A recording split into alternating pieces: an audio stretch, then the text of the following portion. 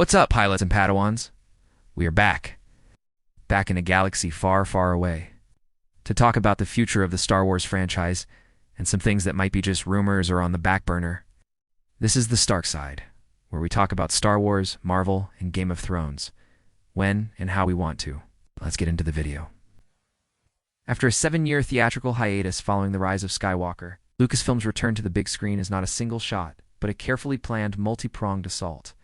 They are pursuing a complex portfolio strategy designed to re-establish cinematic dominance by simultaneously leveraging proven success, exploring the uncharted future, and defining the galaxy's primordial past. To make sense of this, let's first look at the official flight plan. The confirmed Star Wars theatrical release slate includes 6 major films. First up is The Mandalorian and Grogu, directed by Jon Favreau, releasing May 22, 2026.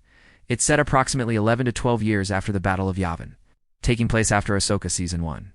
Next is Star Wars Starfighter, directed by Sean Levy, arriving May 28, 2027. This one takes place around 39 years after the Battle of Yavin, about 5 years after the rise of Skywalker. Then we have the untitled New Jedi Order film directed by Charmin Obaid-Chinoy, with a release date to be determined. It's set approximately 50 years after the Battle of Yavin, about 15 years after the rise of Skywalker. There's also the untitled Dawn of the Jedi film from James Mangold, also with a release date to be determined, set roughly 25,000 years before the Battle of Yavin. We're also expecting an untitled Mandoverse crossover film from Dave Filoni, date to be determined, set around 12 years after the Battle of Yavin, after Ahsoka Season 2. And finally, there's the Lando film starring Donald Glover, with a release date to be determined, likely set before A New Hope. This slate reveals a fascinating risk-managed strategy. It begins with the safest bet imaginable: The Vanguard, The Mandalorian, and Grogu. Set for a May 22, 2026 release, this film is Lucasfilm's beachhead operation. Instead of launching a brand new, unproven concept to reintroduce audiences to theatrical Star Wars, they are leading with their most popular and beloved modern characters. This is a direct conversion of streaming success into a cinematic event. A calculated move designed to reacclimate a global audience to Star Wars in cinemas with a guaranteed emotional connection. The project's very origin underscores this strategy of elevating proven intellectual property. It was initially conceived as the 4th season of the Disney Plus series, but during the production delays caused by the 2023 Hollywood strikes, a strategic pivot was made to transform it into a feature film. The official logline places the film after the events of The Mandalorian Season 3, which concluded with Din Djarin formally adopting Grogu as his son and apprentice. Din Grogu. They are now working as freelance rangers for the New Republic, tasked with hunting down scattered Imperial remnants. This narrative function is critical. It moves Mando from the lawless frontiers of the Outer Rim, where his story began, and places him squarely into the central conflict of this era: the New Republic's fragile and often naive struggle against the organized Imperial Shadow Council and the imminent, galaxy-threatening return of Grand Admiral Thrawn. The film is expanding its cast with significant new talent and fan-favorite returns. Science fiction legend Sigourney Weaver joins as Colonel Ward, a veteran rebellion fighter pilot who now leads the New Republic's Adelphi Rangers and is the one who enlists the titular duo for a mission. Her presence lends immediate gravitas and creates a thematic link to the original trilogy's fight for freedom. In a fascinating pull from the animated lore, Jeremy Allen White is confirmed to voice Rhoda the Hutt, Jabba's son, marking the character's first live-action appearance since his debut in the Clone Wars. Descriptions from convention-exclusive trailer footage mention a gladiatorial arena where Din Djarin battles a rancor-like creature, suggesting a deep dive back into the criminal underworld that defined the series' early seasons. The film further deepens its connections to the wider universe by featuring the return of Star Wars Rebels fan-favorite Zeb from Rebels, and the diminutive droidsmith from The Rise of Skywalker, Babu Frick. Perhaps most tantalizing for longtime fans, the trailer also revealed a ship almost identical to the Razor Crest, Mando's beloved vessel that was unceremoniously destroyed in Season 2, sparking a major mystery about its return. The decision to convert a planned television season into a theatrical film is more than just a logistical shuffle. It represents a grand experiment for Lucasfilm. If successful, it validates a new, lower-risk development model. Incubate characters and storylines on Disney Plus meticulously, gauge audience reception and cultural impact, and then elevate the most successful properties into theatrical blockbusters. Director Jon Favreau has even spoken about how the film will explore themes of parenting, aiming to connect with original trilogy fans who grew up relating to Luke Skywalker but now see themselves in Din Djarin's paternal role. This indicates a conscious effort to elevate the story's thematic weight for a cinematic format. This film could fundamentally change how Star Wars franchises are launched in the future, de-risking the enormous financial gamble of creating new cinematic intellectual property from scratch. The New Frontier, Star Wars Starfighter. Scheduled for May 28, 2027. This film represents the first major narrative leap forward in the timeline on the big screen since the sequel trilogy concluded, set approximately 5 years after the events of The Rise of Skywalker.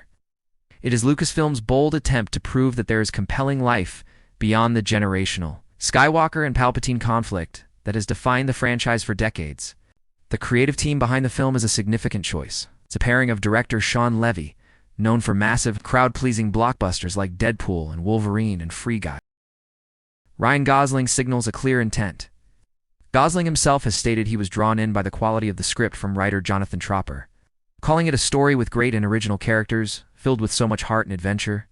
This suggests a film aiming for a tone that is accessible, character-driven, and exhilarating, potentially distinct from the more mythic, quasi-religious tone of the core sagas.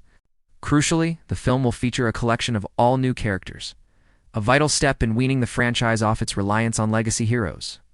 The cast is stacked with talent, including Matt Smith and Mia Goth reportedly in villainous roles, alongside Amy Adams, Aaron Pierre, and Flynn Gray.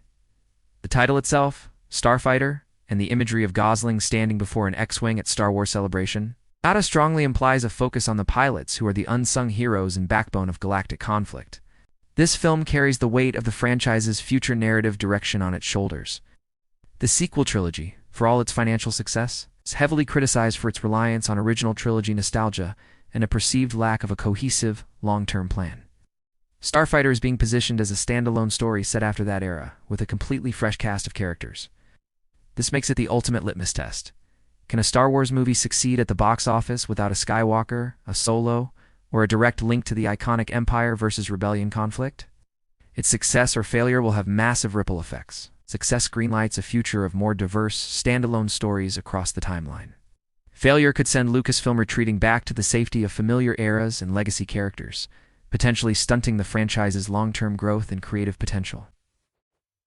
Beyond those, 2 massive projects loom. Sharmeen Obaid-Chinoy's new Jedi Order film will show Rey rebuilding the Jedi, wrestling with what the Order means in a galaxy that might not want them back. On the flip side, James Mangold's Dawn of the Jedi travels 25,000 years into the past to tell the story of the first Force user, envisioned as a biblical epic. Together, these films form new pillars, one shaping the future, the other redefining the past.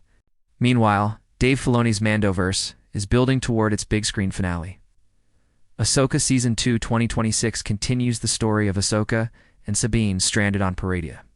While Thrawn rallies forces in the main galaxy, Baylan Skoll's mysterious Mortis God quest and Shin Hati's next move add depth, and Hayden Christensen returns as Anakin's Force Ghost. This season sets up Filoni's crossover film uniting Din, Grogu, Ahsoka, Sabine, Ezra, and Hera against Thrawn in what could be Star Wars Avengers moment. Animation goes darker with Maul, Shadow Lord, charting his Crimson Dawn rise, and Tales of the Underworld 2025, spotlighting Cad Bane and Asajj Ventress. Visions returns October 2025, with sequels to fan-favorite shorts and The Ninth Jedi spun off into a full anime series. Even kids' content stays strong with Young Jedi Adventures Season 3 in 2025. Not everything's smooth, though. Lando is now a film led by Donald and Stephen Glover. Rogue Squadron and Taika Waititi's project remain stalled, while rumors swirl about Simon Kinberg developing a post-Skywalker trilogy. Unlike before, Lucasfilm is slowing down, prioritizing story quality over deadlines. Outside of film and TV, Star Wars gaming is booming. Eclipse explores the High Republic. Amy Hennig is developing a scoundrel-driven adventure, and Respawn is working on the finale to Cal Kestis Saga.